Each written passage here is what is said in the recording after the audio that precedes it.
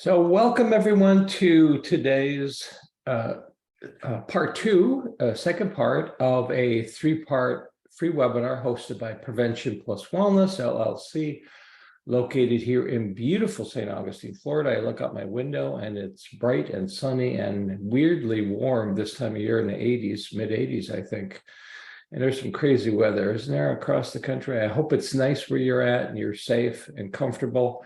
My name is Dr. Chudley Wirch. I'm CEO and founder at Prevention Plus Wellness. Thank you so much for joining us for this webinar. And as you can see, the topic is integrating substance use prevention with wellness, what I like to call holistic prevention, substance use prevention with wellness, holistic prevention.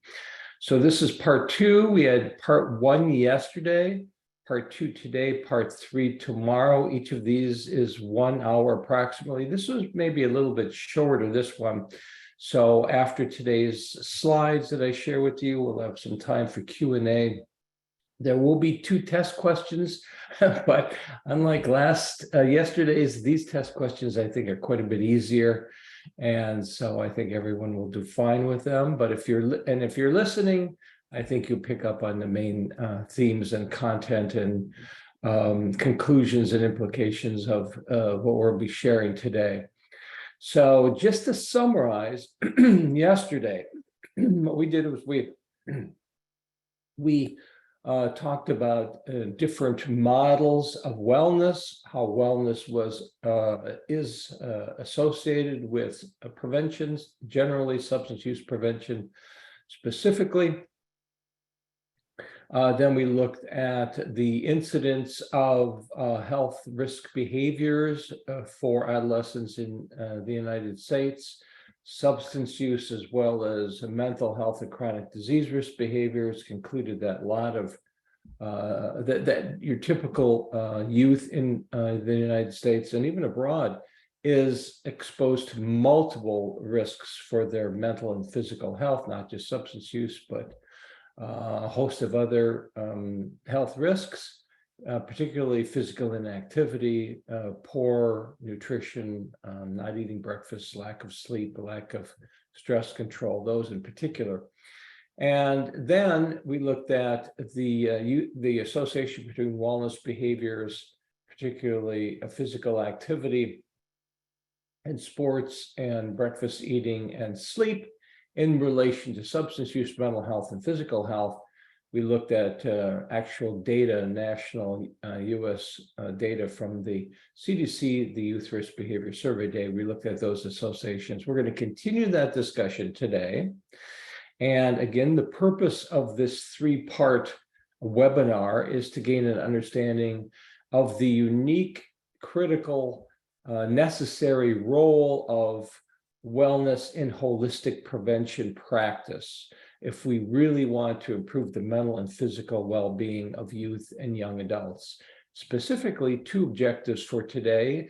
You'll be able to list the benefits of the big 3 plus 1 behaviors, health behaviors, lifestyle behaviors. That is physical activity, nutrition, and sleep. That's the big 3, oftentimes referred to: physical activity, nutrition, sleep.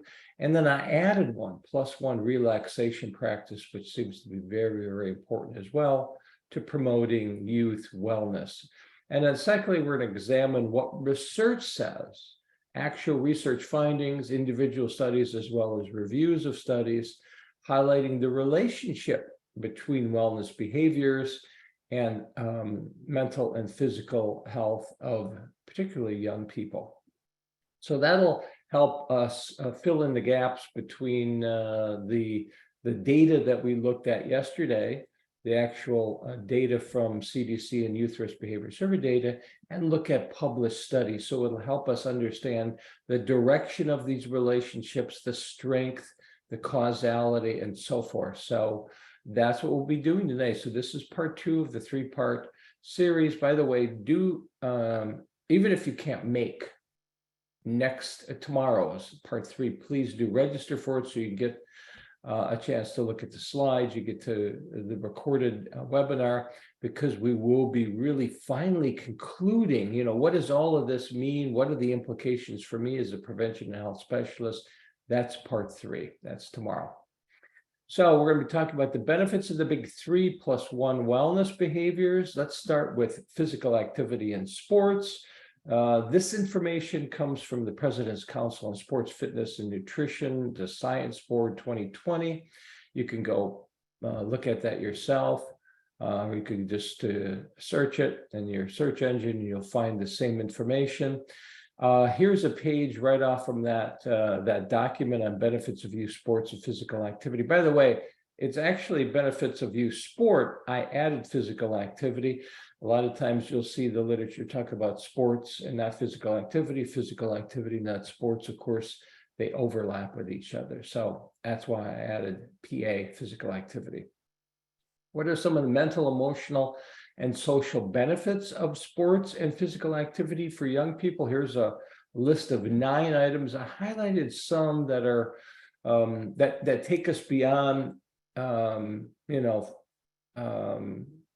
typical outcomes, and maybe that look a little bit more at mental health more broadly than physical health. So you can see number 1, for example, sports and physical activity associated with lower rates of anxiety and depression, lower stress, less risk of suicide, less substance abuse, and fewer risk behaviors. And of course, you can see some of these other many benefits: cognitive performance, greater creativity, etc. All very, very important mental, emotional, and social benefits of sports and physical activities for young people.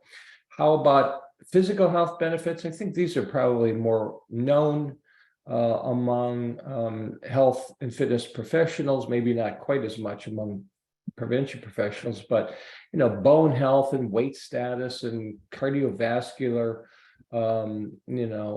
functioning and even brain function, all that very important. But number 8, I wanted to highlight overall quality of life. That's that wellness component, that well-being that we oftentimes omit, but is very, very critical to happiness and the functioning and enjoyment of life. These are some of the physical benefits listed for sports and physical activity. How about some education and career benefits? You can see 7 items here. I wanted to highlight number 2, life skills like goal setting, management of time, empathy, etc. Number 3, increased empowerment, personal responsibility, self-control or self-regulation skills. So very important for young people. And these are benefits under the heading of education and career. You can see many others: more likely to go to college and complete college, etc. These are benefits of sports and physical activity. Also, this document, go back to it, President's Council on Sports, Fitness, and Nutrition Science Board, they also identified some lifelong benefits. And so tracking individuals, kids that were in sports early in life and what happens later, you can see lifelong participation in sports can lead to improved mental health outcomes, reduce stress, improve mental health, likely to continue physical activity even into young adulthood, and immediate psychological benefits. And these can continue on or carry on even after retirement of sports. Lifelong benefits, multiple benefits from youth participating in sports, even economic benefits in terms of cost savings and a stronger long-term labor market because of sports participation. So those are some of the benefits of participating in sports, physical activity for youth. How about, that's by the way, one of the critical big 3 lifestyle or health behaviors, physical activity. Here's the second: nutrition, healthy eating. So 2 sources of information here: CDC's Healthy Schools, and the second, the Academy of Nutrition and Dietetics. So let's take a look at benefits of healthy eating. Here's a list of some of the important outcomes from healthy eating.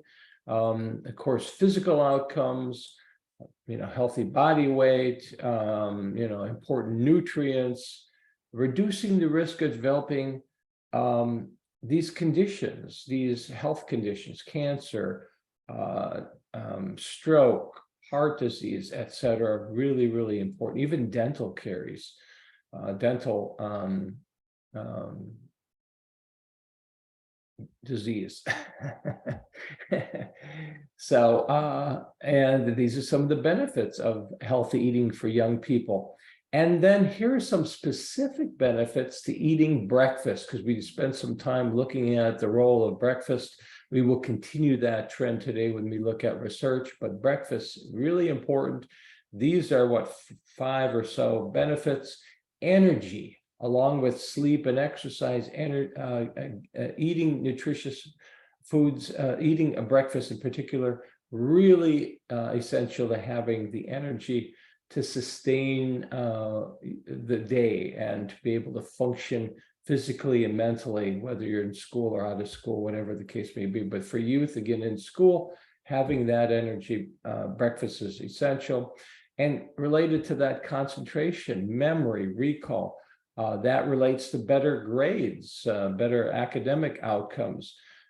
We know that healthy eating is associated with other healthy behaviors, other healthy food choices, as well as other health habits. And so all of these things are really very important outcomes from starting out today with a healthy breakfast. How about sleep?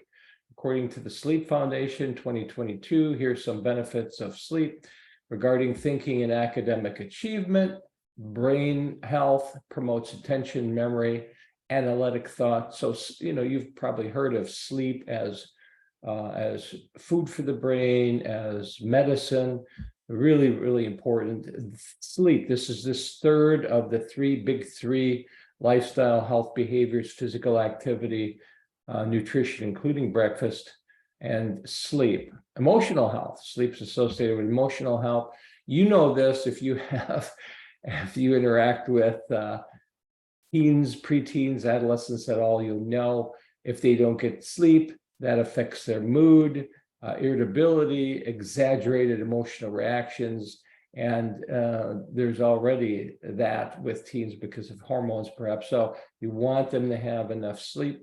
Physical health outcomes from sleep and development of virtually every of bodily function and system in the body. Decision making, we know a lot about sleep and decision making, and reducing risk taking because of that frontal lobe is not developed yet for young people, not until their mid or even later 20s, and increasing the chances of accidents behind the wheel and other kinds of accidents if a young person or even an older person doesn't get adequate sleep. So these are some of the benefits of sleep.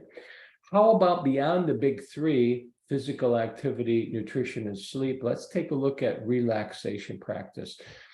Youth, like adults, are under stress daily. Everybody experiences stress. So here's some of the benefits of practicing relaxation. Let me see, this is from, I'm looking at the Mayo Clinic is the source of this. So we can see a whole bunch of benefits, 11 of them, including 10, reducing anger, frustration, 11, boosting confidence to handle problems, going back 7, focus and mood, improving sleep quality. You can see here again the relationship between the health behaviors. The health behaviors cluster just like the risk behaviors. So these are some of the benefits of practicing relaxation techniques, whatever they might be, whether they're, a muscular relaxation, walking through nature, deep breathing, prayer. It could be any number of things. But let's take a look specifically at meditation, because meditation is quite popular. Here are some of the scientific-based outcomes from meditation, and there's 11 of them. From number 1, stress, reducing stress and anxiety, promoting emotional health and self-awareness, attention span, preventing memory loss. For those of us that are my age, very important to hear that. So meditation is important. May even increase kindness, help fight addictions or prevent addictions. That's what the field we're all in, and improve sleep. And so meditation is very important. Outcomes for overall health and well-being. So what can we conclude from the looking at the benefits of the big 3+1: regular physical activity and sports participation, sleep, nutrition, a big 3 plus relaxation practice are linked to a wide range of positive mental, physical, social, even economic outcomes for youth and young adults, and adults for that matter. Okay, now let's switch gears, and now we're going to take a look at, this is the second part of today's presentation. We're going to look at research. We're going to look at a lot of published research. And we're going to start with looking at, and by the way, I mean, there's just volumes and volumes of research examining youth health behaviors in relation to substance use and mental health and physical health. But we took the more recent research. So we're looking at more recent research. And we're also looking at reviews of research, which I think are very important because there's more than a single study, but a summary of a number of studies. So I put a lot of faith in, there's pros and cons to reviews of research. You lose some insights, but you get a general sense. So that's why we have a combination of both single studies and reviews. So we're taking a look at now physical activity in sports in relation to substance use and mental health and physical health.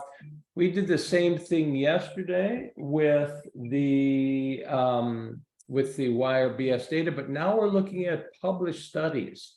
So these are peer-reviewed studies, high quality research. So here we go. We're going to look at a study looking at behavioral, psychological, and social impacts of team sports.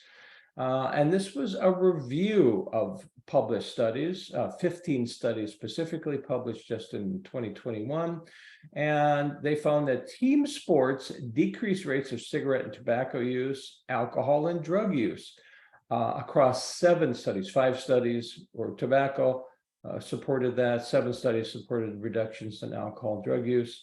There was also decreased depression and anxiety found in 5 studies. Now, the caveat is number 4. A few studies mention potential negative effects of team sports. So we alluded to that yesterday. We'll build on that looking at research today.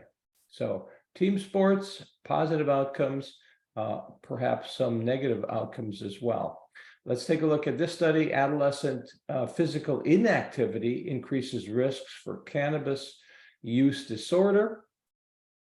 And you can see this was published just last year. It's a prospective study across time.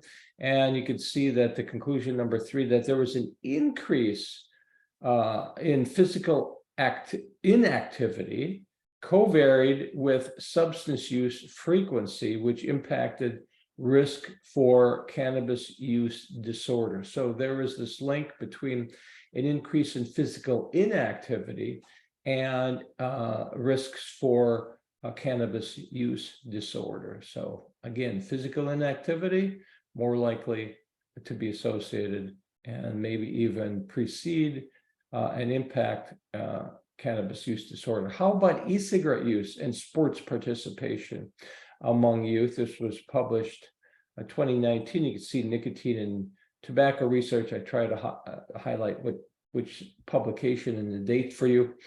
But interesting findings here, counterintuitive, but related to what we just showed you with regard to perhaps team sports. And that is e-cigarette users were more likely to participate in intramural competition and team sports. And e-cigarette users, youth e-cigarette users, were more likely to meet physical activity guidelines and less likely to be sedentary. This was largely driven by males and not female youth. So e-cigarette users that were involved in sports, competitive, as well as team sports, more likely to be physically active, more likely to use e-cigarettes. We saw the similar relationship between drinking and binge drinking and team sports when we looked at the YRBS data yesterday. I will wrap things up. I will conclude things. I will summarize the results and talk about implications. So don't worry at this point. Physical inactivity and cigarette use in adolescents. This is a very interesting individual study published in Nicotine Tobacco Research last year, longitudinal across time, which is a very positive strategy versus just a single point in time looking at correlations. This is across time, so you have a little bit better understanding of the relationship. Here, the researchers found that new e-cigarette use at follow-up was associated with maintenance of sports and meeting physical activity cut points, but also increased with recreational screen time. So you had two things. You had sports and physical activity and more screen time, sort of both ends of that, being more physical active and having more screen time, both associated with new e-cigarette use. At the same time, you have, for number 3, cigarette use was associated with more screen time and less physical activity. So, we know that from other studies that physical activity may be protective of cigarette use. We're also seeing that it may be associated with greater e-cigarette use. Here's a study of adolescent out-of-school time and later adult substance use, published last year in Journal of Adolescence. High school organized sports increased the odds of binge drinking at age 26, but not marijuana or illicit drug use. So here again, we see that relationship with organized sports may increase risk for alcohol use, particularly most harmful type of alcohol use, binge drinking later on in life.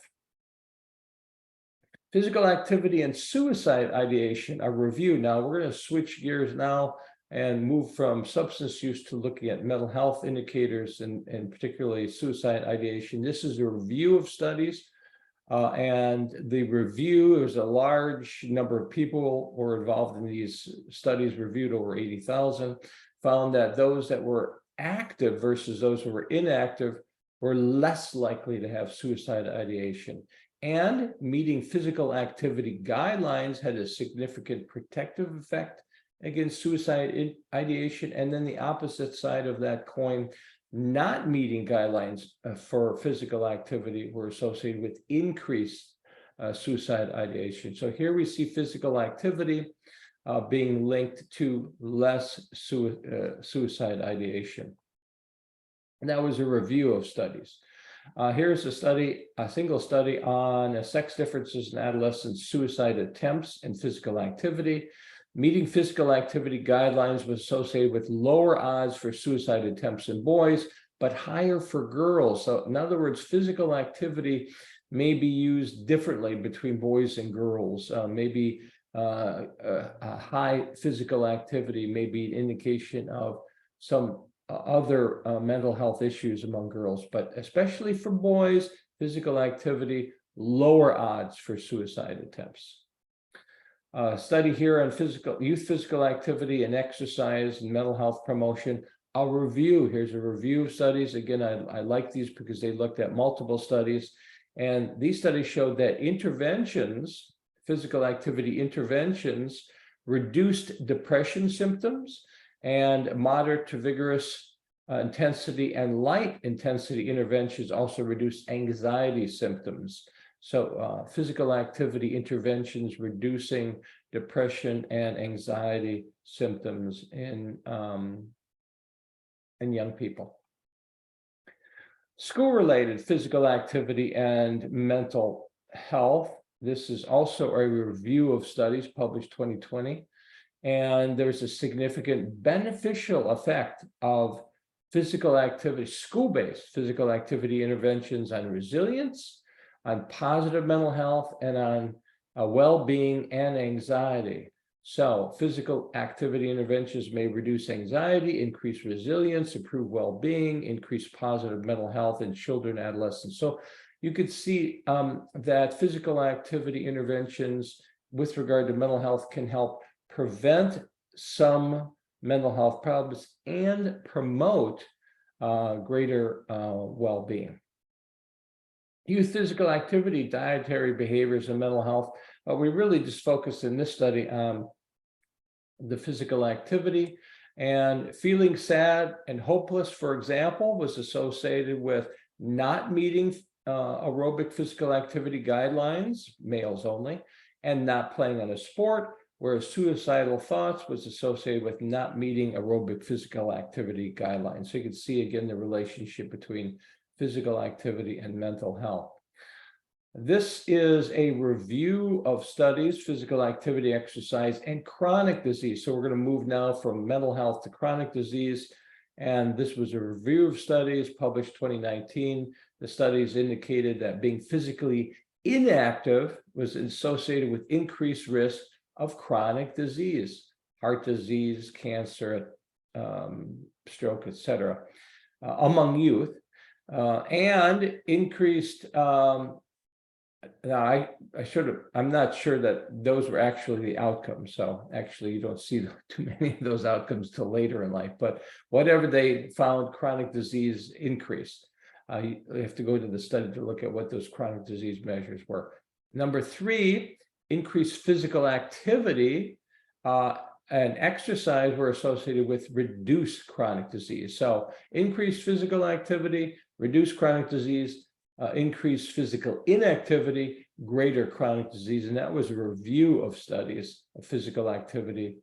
And so let's take a look at what can we conclude across all of these published studies. Number 1, physical activity in sports are associated with less substance use, particularly smoking cigarettes and marijuana use, but more likelihood of other substances such as e-cigarettes and binge drinking. Number 2, youth physical activity is associated with improved mental health, less risk of suicide, less depression, less anxiety, and reduced chronic disease. Number 3, promoting physical activity, sports may enhance youth mental and physical health, reduce suicide risk, and some types of substance use. Number 4, here's the caveat. Youth who are physically active or play sports teams should receive substance use prevention programming, particularly addressing e-cigarettes and drinking alcohol. So that's the only caveat. While physical activity promotes mental health, physical health can help prevent some substance use, marijuana, maybe illicit drugs, it may also be associated with increased risk of e-cigarette use and alcohol use, including binge drinking. So that's the caveat number 4. Now let's take a look at the second of the 3 big 3 health behaviors, wellness behaviors: youth breakfast eating and nutrition in general. We'll expand that. And again, substance use, mental health, and physical health indicators. Starting with this study, skipping breakfast and frequent alcohol use among university students. I showed this study because even though it was done in Japan, there was 22,000 students, so a very large study, and it showed that university students who skipped breakfast were at higher risk for frequent alcohol drinking. And the authors speculated that one plausible mechanism was the fact that skipping breakfast is associated with depression, and depression is associated with, it may be associated with alcohol drinking. So maybe that may be the mechanism, but nonetheless, students who skip breakfast, college students, were more likely to drink alcohol frequently. Another study of skipping breakfast and college students in 28 countries, Africa, the Americas, and Asia, showed that breakfast skipping was associated with other nutritional habits: inadequate fruit and vegetable consumption, more likely to drink soft drinks, not avoiding or eating more fat and cholesterol, as well as current binge drinking, current tobacco use, and infrequent physical activity. So you could see how some of these health behaviors and not engaging in some health behaviors like eating breakfast can be related to other nutritional behaviors and other health habits, including substance use and even physical activity or inactivity. Also, skipping breakfast among college students across these 28 countries found mental health indicators, including greater depression, lower happiness, post-traumatic stress disorder, loneliness, short sleep, long sleep, sleep problems, restless sleep, sleep problems due to traumatic events. So again, you've got substance use outcomes, you've got mental health outcomes associated with young adults skipping breakfast. Here's a review of the effects of eating breakfast on children and adolescents. And the review of studies showed positive and conclusive effects of breakfast on quality of life, well-being, and morbidity risk factors. So breakfast eating, very, very important to children and adolescents across mental and physical health. This particular study was children's nutrition choices and their mental well-being. And this study showed that fruit and vegetable consumption was significantly associated with greater well-being.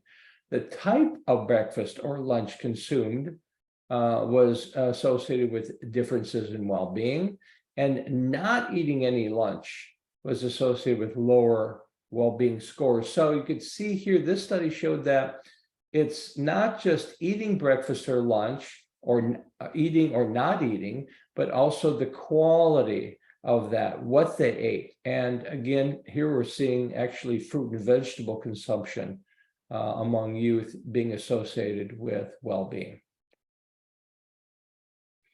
How about breakfast consumption and mental health? A review of studies. Again, I like this because there's more than one study, a number of studies, and they showed positive associations between skipping breakfast and depression and stress and psychological distress, and a significant positive association between skipping breakfast and anxiety, particularly in adolescents. So skipping breakfast and mental health outcomes are linked.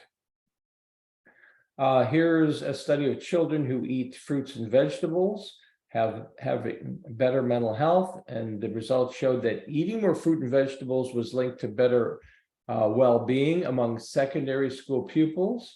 And secondly, number 3, 5 or more portions of fruit and vegetables a day had the highest scores for mental well-being. So it's not just yes or no eating fruits or vegetables, but it can also be the quantity of fruit and vegetable consumption, with this study showing that 5 or more fruits and vegetables having the highest mental health well-being scores.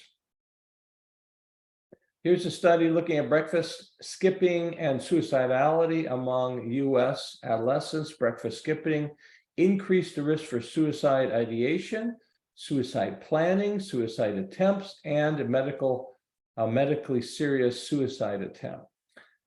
And there was a dose-response relationship between breakfast skipping and overweight, obesity, depression, and suicidality. That means the more breakfast skipping, the more likely or the stronger the association between being overweight and obese, having depressive symptoms, and suicidality. Here's a study in breakfast consumption and suicide attempts among adolescents. Adolescents who ate breakfast less than once a week had stronger associations with suicide attempts, and similar relationships with the group of feeling sad or hopeless. Those who ate less breakfast were more likely to feel sad and hopeless, and those who ate breakfast 6 or 7 times, there seemed to be a protective effect against feeling sad or hopeless. So again, it's not just eating breakfast or skipping breakfast, but how often is an important indicator of substance use or mental health or even physical health. Here's intervention factors to address adolescent overweight and obesity. This was a study, a review of studies or guidelines across 31 European countries. They found these things really important to obesity: exercise, fruit consumption, skipping breakfast, all influenced obesity. So what can we conclude across all of these many studies? Number one, research shows eating breakfast associated with quality of life and well-being and morbidity risk factors. Eating breakfast or lunch and fruits and vegetables associated with higher adolescent well-being.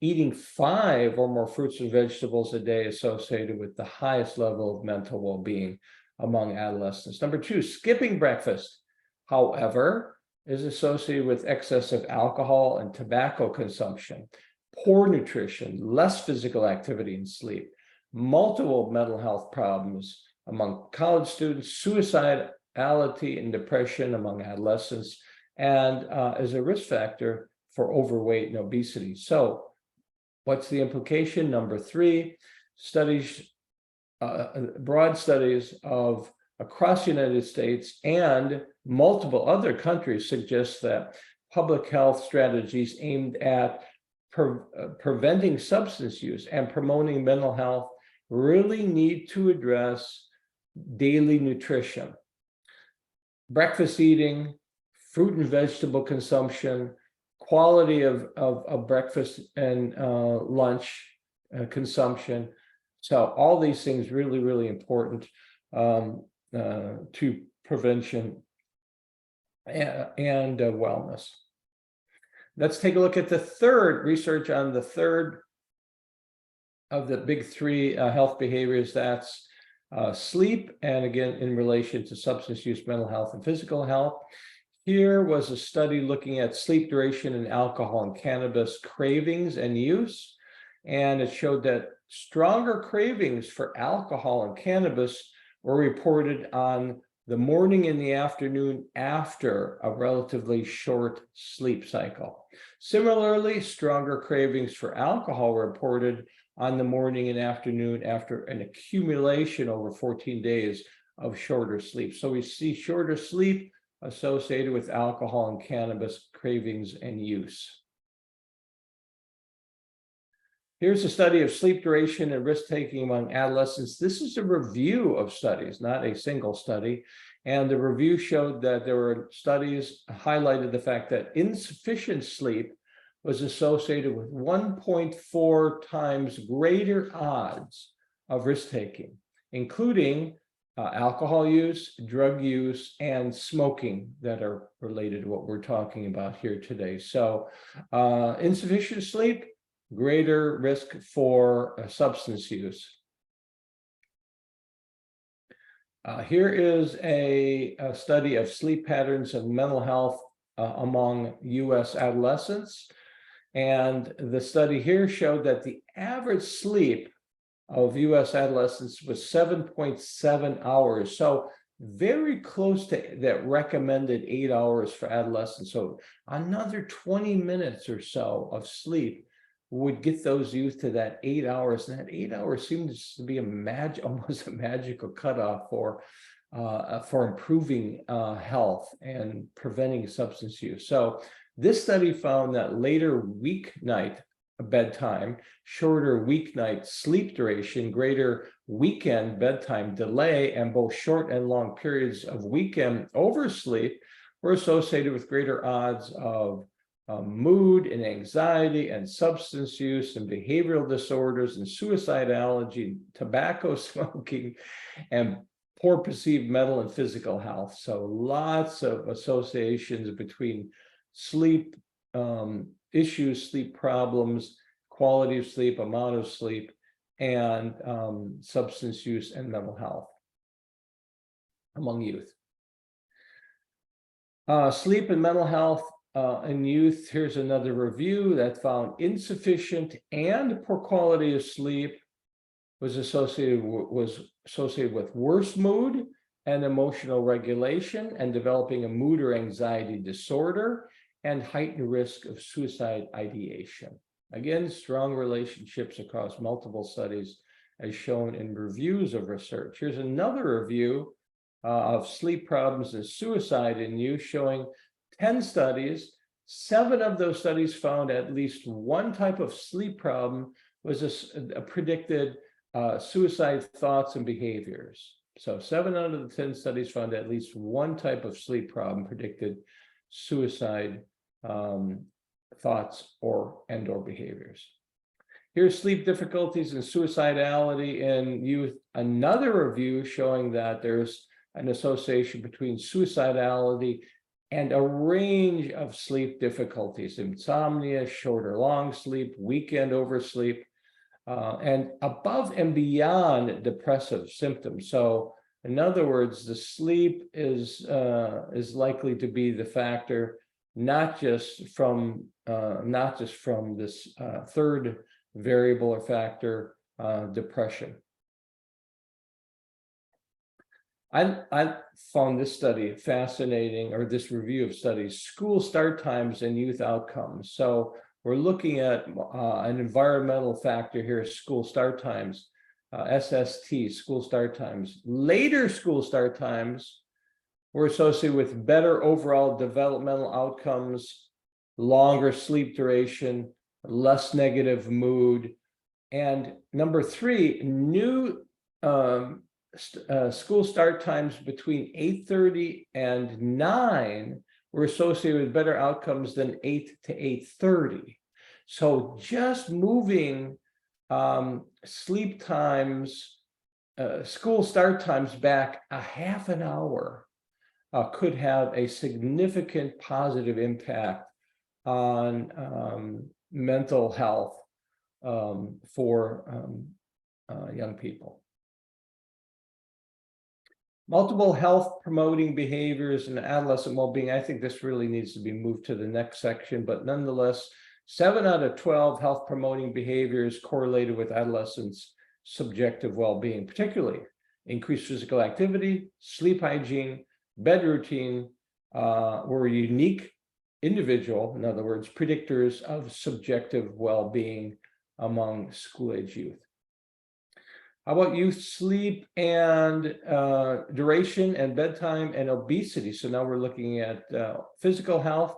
In children, longer sleep durations were associated consistently with lower fat markers, body fat markers, as well as earlier bedtimes were related to lower BMI, body mass index. In adolescents, longer sleep duration and earlier bedtimes were associated with lower body mass index in the whole sample and with a lower waist score in boys. So you could see an association: positive sleep habits, less weight and obesity among adolescents.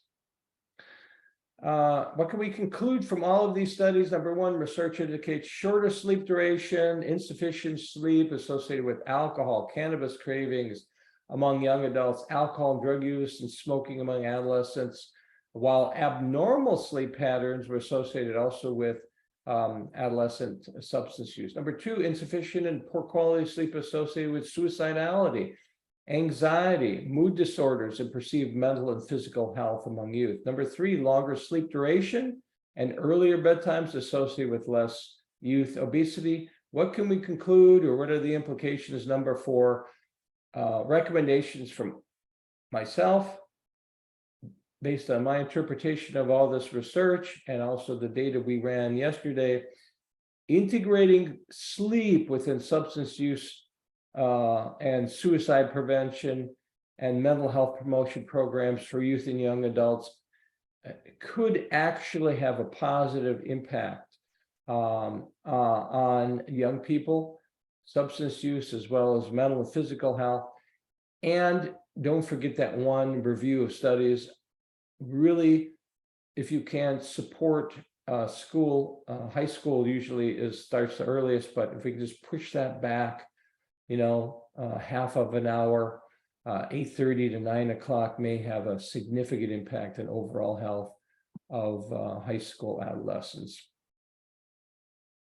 So that's the big three. How about research on, just sort of generally, how about research on healthy lifestyles and mental health? So there are some really good studies looking at multiple health behaviors and mental health. So for example, this study looked at lifestyle behaviors and mental health in early adolescence, and they found that meeting 7 to 9 health recommendations was associated with 56% fewer physician visits for mental illness during follow-up.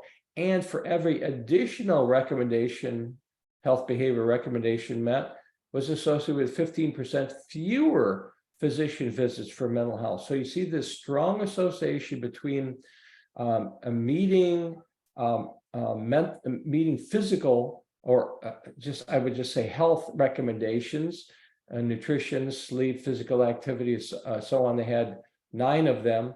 And so if you have kids that are just meeting 1 to 3, not doing so well with regard to, and much more likely to go to see a physician for mental health, versus those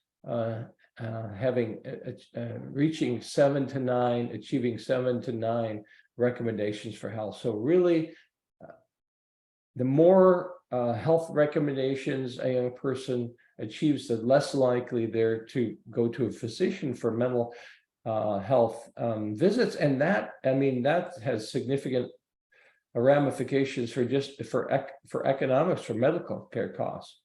Here's a study of healthy lifestyle behaviors and mental health in early adolescence. Another study showed that all healthy lifestyle behaviors were associated with at least one mental health outcome, with the exception of alcohol use. Lower sleep duration, daily breakfast intakes were significantly associated with lower mental health on all study indicators. So those 2 behaviors, again, very strong: sleep and breakfast intake and mental health. Here's a study called the Big Three, health behaviors and mental health among young adults. Sleep quality was the strongest predictor of depressive symptoms and well-being, followed by sleep quantity and physical activity. And eating raw fruits and vegetables also predicted greater well-being. Here's a review of studies on lifestyle factors in mental health, mental disorders, I should say.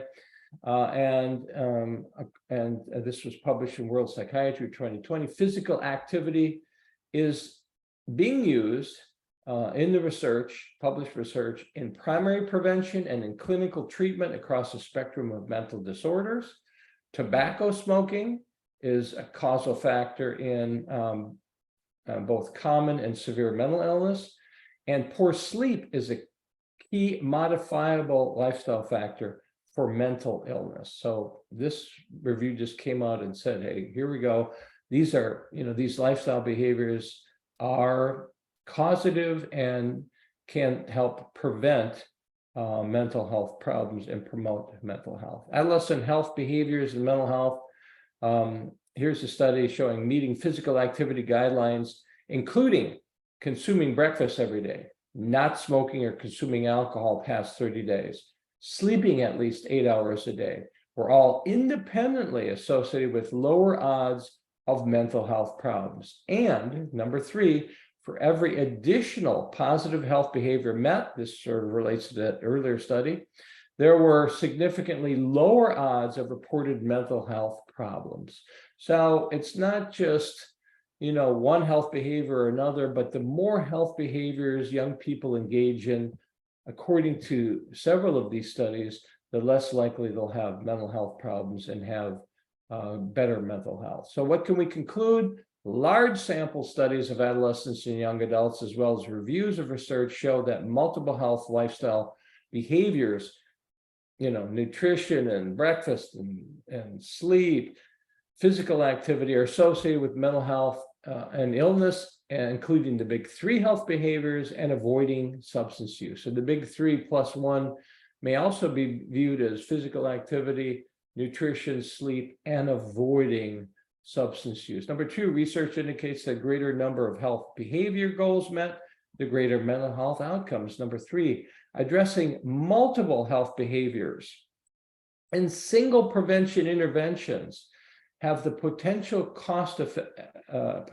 cost effectively improve mental and physical well-being of young people. This is where we're heading for part 3, and that is really how can we integrate in single prevention interventions, not just avoiding substance use, but promoting the big 3: physical activity, nutrition, and sleep.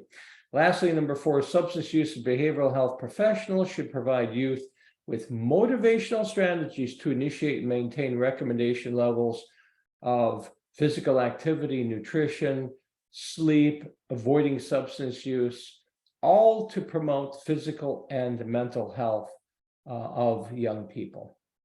Okay, that is it. Now, we're going to go to the 2-question poll. I'm going to launch it right now. It's going to take just a moment. It'll get to you in a second. Just 2 questions that'll help us assess whether you understood and whether I presented clearly some of this content. So you'll have 2 questions. So when you see this, please answer both of them. You may need to scroll down to see them both. Number 1, the benefits of regular physical activity, healthy eating, and sleep for youth include. And then number 2, research shows that youth physical activity, healthy eating, and sleep are linked to less what? So there's 2 items there. So take a look at them, answer both of those. It just take you a minute. We want to have, again, like we did yesterday, if possible, at least 70% answering both of these items. So I'm going to give you just a couple more minutes to answer that. And please, this is your opportunity to participate.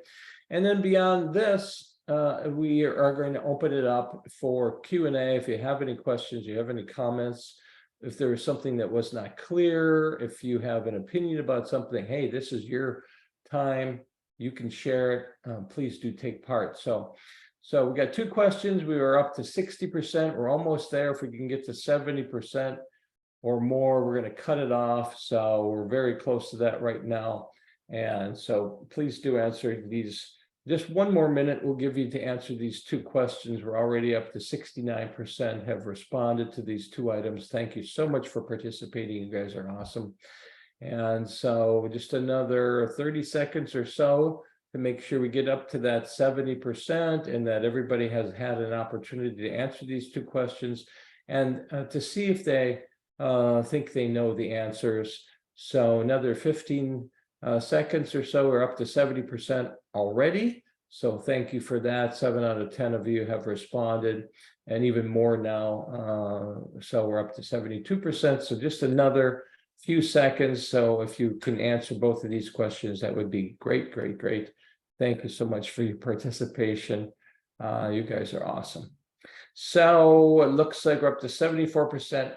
I'm just going to say another 10 seconds. So let's see if we can get 1 more person to push it over 75%. That would be great. 75%. We could have to 1 more person answer, then we'll be up to 75% or over that, 76%. So I'm going to end the poll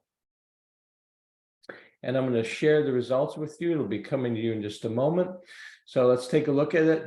The question number 1, the benefits of regular physical activity, healthy eating, and sleep include improved weight status, yes.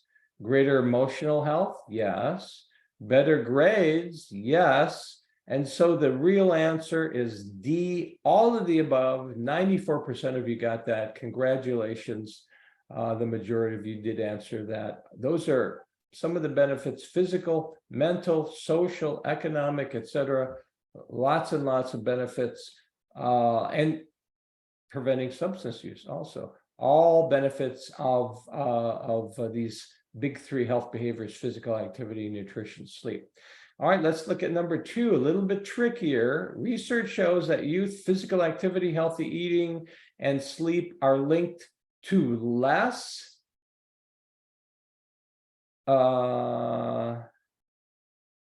Let's see.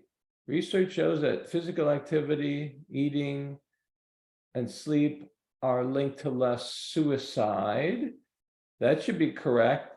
Anger, that should be correct. Energy would not be correct. Caffeine, I don't know. I think we really goofed up this question. Research shows that youth physical activity, sleep, and healthy eating are linked to less suicide, definitely. Less anger. We didn't really cover that, although I think maybe some of the studies showed that we were less depression, anxiety, and so on. We didn't really cover caffeine consumption, and there would be greater energy, not less energy from these. So if you answered energy, that's not correct. Caffeine consumption, I don't know about that. So I'm going to have to change that test question, because that actually should be our link to maybe more. So I'll correct that. My apologies to that. I'm going to stop sharing at this point and see if anybody has any questions in the Q&A slot. Looks like there's one right now. I'm going to pull it up and see what it is. And Abby asks, where can we access the PowerPoints? Again, I looked on the website and didn't see anything. So really, I'm going to check that, Abby, to make sure that we did load that. So I will be sending you, thanks for that question, Abby. I'll be sending everybody who's registered a certificate for this session for 1 hour of CEU, and then a link to go to our website where we'll have the slides, and also there'll be a link for the slides, and then there'll be a link for the recorded webinar. So both of those, I'll double check that, Abby, to make sure that that's available. But you should be able to go right now. It should be on our website, preventionpluswellness.com. You just go to the blog news under, I think, resources. You go to the blog, and I think it's our last post, which should be, we should have a link to the slides and should have a link to the recorded webinar. So thanks for that question, Abby. We've got Elsie, I'm not sure I'm pronouncing your name. I apologize if I mispronounce it. I actually received a PowerPoint by email from you folks, separate from the email certificate. Okay, well, I don't know who sent that. I don't know who sent that. I mean, in the past we've done that, but this time what we're doing is we're actually posting the slides on our website along with the recorded session. So I'm a little bit confused about that, but perhaps somebody did send it to you. Any other comments? Those are great comments. Any other comments or questions? Last opportunity. Do check in for part 3, same time tomorrow. Really, really good content, because we're finally going to sort of conclude and talk about implications in terms of evidence-based programs that address, not just substance use prevention, but the big 3 that integrate, and a model for creating your own content for linking substance use prevention with wellness promotion. All of that will be during tomorrow's 1 hour and final webinar, part 3 of integrating substance use prevention with wellness. Again, thank you all. God bless you for what you do for youth and families in your regions. Thank you for joining us, and do stay in touch. And if you need anything from us, go to our website, preventionpluswellness.com, and you can communicate with me at that point and from there. Thank you so much. Have a great day, everyone. Take care. Bye-bye.